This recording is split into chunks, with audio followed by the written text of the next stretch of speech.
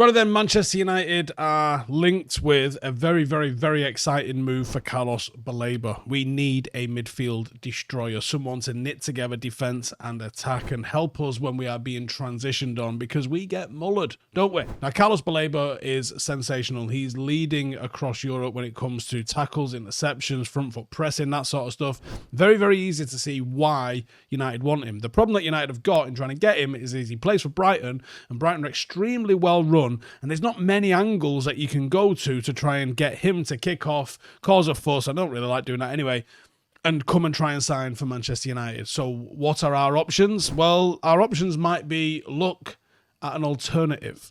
So that's what I'm doing in today's video. I'm looking at 3 alternatives that could fulfill the same tactical profile that we would get out of Carlos Baleba. Now, there's a couple of names on here that you're absolutely going to be aware of, but I think there's at least one that you might be like, oh, okay, a little bit different. So, first one I'm going to be talking about then is Adam Wharton. So, I think no surprises there. Adam Wharton has had a very, very good, strong Premier League season last year. And in last season, he averaged 9.6 successful defensive actions per 90, which is nice and strong. That's tackles and interceptions. He's shown what he can do from a ball-winning ability point of view, but he also logged about 15 forward passes per 90 as well, which is pretty strong progressive passing for such a young midfielder in a team that's not going to have loads of the ball. He chipped in with 3 assists across all competitions. We're not signing him for that, don't worry about it. But he also maintained a pretty solid passing accuracy in the high to mid-80s, reflecting a mix of both safe distribution and ambitious longer balls. He's 6 foot, he's left-footed. I don't know why, but that makes me like him a little bit more. He's pretty competent when it comes to his aerial duels. He uses his body well, and even though his game is more about mobility and technique than brute strength, he can cut about and he can crash into people when he needs to. He's probably more of a box-to-box than an out-and-out defensive midfielder, but I kind of think that's the tactical profile that we're looking for in this. It isn't really a true number 6. What Ruben Amorim likes is both of those midfielders to be pressing. One to cover a little bit more defensively, one to cover a little bit more offensively, but both are going to be expected to cover a lot of ground. And Adam Wharton covers a lot of ground. He excels in a very high energy role. Defensively, he's got relentless work rate that allows him to cover tons of acreage across the pitch. It allows him to press aggressively. And he's also diligent when it comes to tracking his runners and cutting out passing lanes. He contributes significantly to Palace's midfield solidity. On the ball, he's pretty progressive and he's pretty positive. He's certainly not Pirlo. He does take the occasional risk in his passing, looking for a forward pass or a diag into a wide runner. Doesn't always look to recycle possession and play it safe. He does have a decent range of long passing ability, and he can drive the ball forward in possession.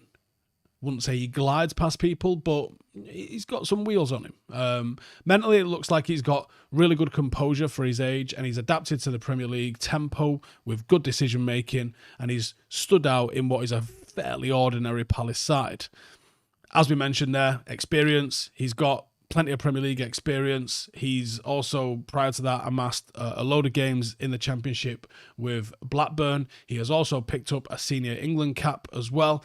Even though he's not got European experience at the moment, it's on the cards for him coming very soon. Does he fit with what we're trying to do in the Ineos era Manchester United? Yeah, I think he does. At 21, he fits the sort of profile of a player with a long-term future at the club. He's got high pressing intensity. He's got a large enough engine to suit a team that wants to play on a front foot and press in midfield.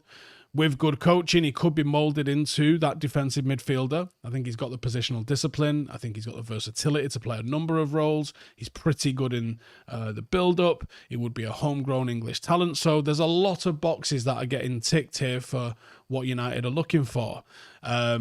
Potential awareness and decision-making beyond his years. I think he'd be a really good signing. I think he would be probably a bit cheaper than Carlos Baleba would be. Not going to be easy to pry away from Crystal Palace. They do have European football. There was a court ruling earlier in the week which says they're not going to be involved in the Europa League, but they are going to be involved in the Conference League. So there is European football consideration, but I reckon if you put north of 50 million on the table, they'd probably take it. Maybe 60. But I think 55, you probably get an answer out of Crystal Palace that you like the sound of. We're in August. Time is absolutely flying, and this year is absolutely flying. But here's the thing, just because the year is more than half over doesn't mean that your goals have to be. In fact, why not start now? Why not make this the month where you finally take back control of that one thing that you've been meaning to quit? You know the one, whatever it is that you're struggling with, that you're dealing with, that is where Fume comes in. This little thing, right? This tiny little thing right here. It's not a vape, it's not a gimmick, it's just a powerful, natural tool for real change. There is no nicotine, there is no vapor, there are no batteries, just clean, flavored air in a product that is designed to help you break free from whatever it is that you're struggling with. You've got flavors like cinnamon hearts, like licorice, you've got a really refreshing spearmint, and that turns whatever it is that you're trying to do into a sensory experience that just feels good. You get flavor in your mouth and not in your lungs. And you can use it anywhere, anytime, on a plane if you wanted to, because it's just a tube. It's a bit of wood, it's a bit of metal with some sort of flavor inside. That's it. And more than that, it keeps your hands engaged. You've got something in your hand that you can use that can take your mind away from it a little bit. It's going to occupy you, and it's not passive. Like you feel like you're doing something any time that you reach from it. And there's over 500,000 people that have already got involved. Real people are seeing change and progress over excuses. So if you're ready to turn the page, to finish 2025 stronger than you started, this is your chance to sign up. If you use the code Stephen Howson, that's STEPHEN Howson, HOWSON, at tryfume.com, you're going to get a free Fume topper with the journey pack. That's tryfum.com, or scan the QR code that is on screen right now. Do not wait for January to make a change. Take the win now with Fume. Second on this list is someone that we've looked at a while. Now, maybe not quite as refined on the ball, but I like him. Amadou Onana is an absolute workhorse in midfield. He's played in France, he's played in Germany, he's now had quite a few seasons in English football.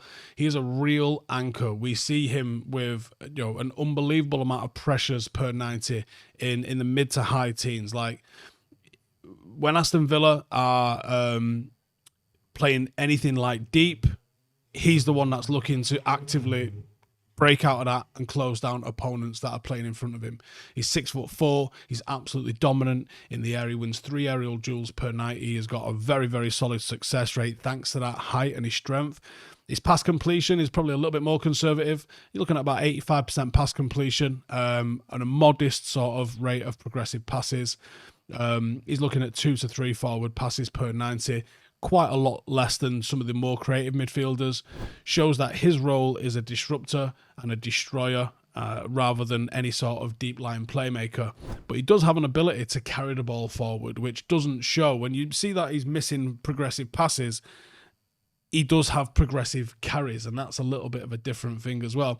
He also chipped in with a couple of goals and a couple of assists. Again, a bit like Wharton, you're not signing him for his goals and his assists. You're signing him because of the tactical profile. And in Onana, you've got someone who is physically and visually imposing as a defensive midfielder, someone that can operate as a genuine destroyer in that back line.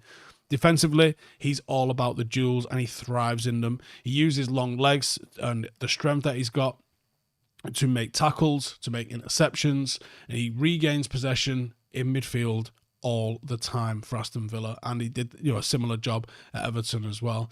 He's particularly useful when it comes to defending aerial balls and set plays, something that United have kind of struggled with a little bit. He almost acts like an extra centre-half at times due to that size. Tactically, both at Everton and at Aston Villa, he's played in a double pivot in a 4-2-3-1. That's where his job has been to shield the backline and break up play. He excels in that sort of combative role, pressing the ball carrier, winning 50-50s and making recovery runs. His mobility is mega for such a big dude. He covers ground with long strides, and even though I wouldn't call him agile, he's certainly not going to be someone that can chase like a Lionel Messi laterally. With the ball or when someone's running straight, he's an absolute phenom. He keeps things very simple, which I like. Usually only plays short passes to a more creative and more progressive teammate, but he does show flashes when he drives forward with the ball. We get to see power, but we also get to see decision making when he gets to the final third, and he can actually pass the ball under pressure quite well. Mentally, he comes across as quite confident and competitive. He plays with aggression. He's got a high work rate, and even though he can occasionally be a little bit rash, I don't mind it. I think sometimes you've got to have a player that lives on the edge a little bit. Now, Onana's another one that's actually quite young. He feels like he's been around for a while, but he's only 23. And he's had substantial top-level experience. He's had 3 full Premier League seasons under his belt now, 2 at Everton, 1 with Aston Villa. Before that, he was in League One with Lille. He made a full season in there. And he also played out in Bundesliga as well with Hamburg. So this is a player that's been around a little bit. He's got quite a lot of experience. Internationally, he is a senior Belgium international with tournament experience. He's got continental experience, international experience, Premier League experience. He's got a physique that's an absolute joke. He's got a mentality and aggression in him, which aligns real nice. And if you're looking for someone that's just going to screen the back line and smash people, this is your man. He's got a lot of qualities that align with what United need in terms of athleticism, high intensity in midfield. And at 23, that's the perfect sort of age for an Ineos signing. I think he could serve as someone for the present and absolutely serve as someone for the future. When you look at United's midfield and it lacks physicality, it lacks someone with aerial dominance, mobile ball winning, and you bring in Onana as an antidote to that, yeah, the guy's got it in absolute spades. His passing could be worked on, but the pressing, the intensity, the engine allowed United to exert even more pressure in the final third.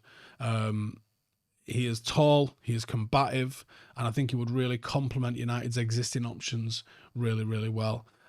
You put him alongside a Kobbie Mainoo, let Kobbie be the more sort of creative, technical player and allow him to just be, the ball-winning destroyer alongside him, and I think that goes a hell of a long way.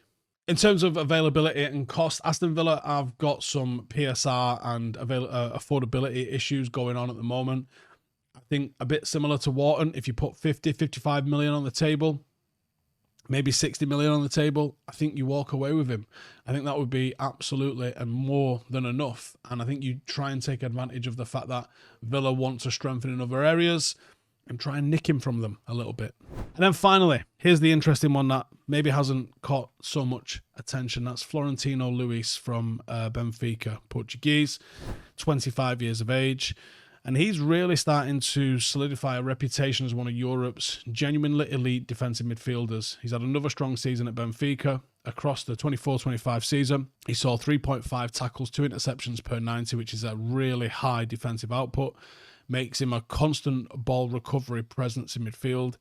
He led the team in pressures, and Benfica play a high pressing system under Roger Schmidt, often spearheaded by Florentino, stepping up to press opponents from deep in midfield. He contributes 20 pressures per 90 by some estimates, which is an absolute disgrace.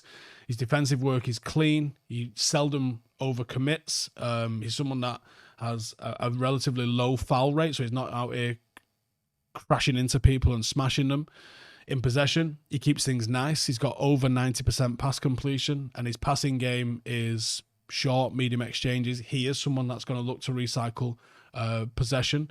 He looks for 4 to 5 progressive passes per 90, showing that he can, maybe while not being a full creative playmaker, he can move the ball forward into the more advanced teammates. And even though he's not a significant threat, 0 goals, only a couple of assists last season, he does excel in the build-up and in the middle third. Unlike the rest of them, he's only on the small side. He's 5'11". He usually gets between 1 and 2 aerial duels per 90 on average, which is definitely an area of weakness, and that might be something that gets highlighted if he came to the Premier League. But the timing and the leap on him means he actually wins quite a few against bigger opponents. Additionally, he also chips in with a hell of a lot of blocks, about 1.5 blocks per 90. And overall, his stats from the 24-25 season underscore a very high volume defensive midfielder that keeps possession tidy. Tactically, he is the classic number 6 defensive midfielder. He's got a bit of a modern twist because whilst he's got that old school sort of destroyer role with good positioning and press resistance. Tactically at Benfica, he operates as a single pivot at the base of a 4-3-3, sometimes as the deeper one in a 4-2-3-1. He shields the back four expertly. He often sits just in front of the centre halves, looks at intercept through balls, breaks up attacks. His positional discipline is fantastic. He's got Michael Carrick-esque traits in that sort of sense, where he's putting out fires that you don't even know have started yet.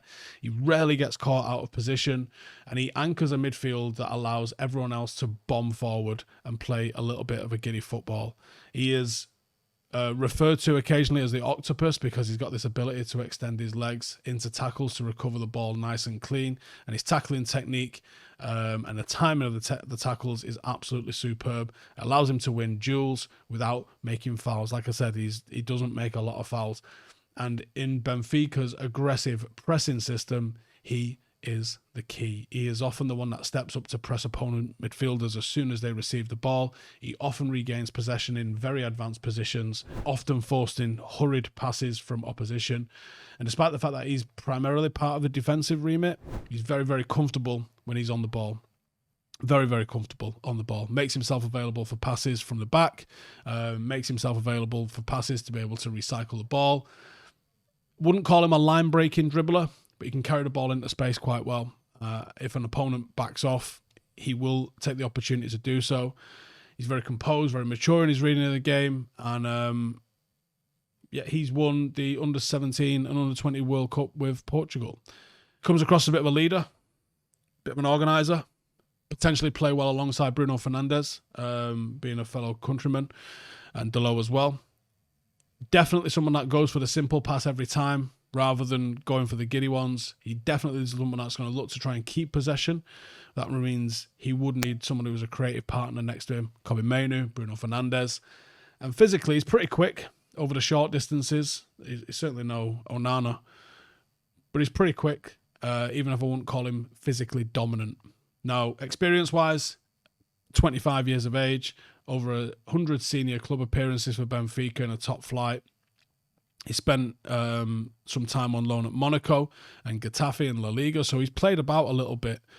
He's got pretty significant European club experience because of that. He was a starter in Benfica's run to the Champions League quarters a couple of years ago. He did feature in the Champions League again from the last two seasons.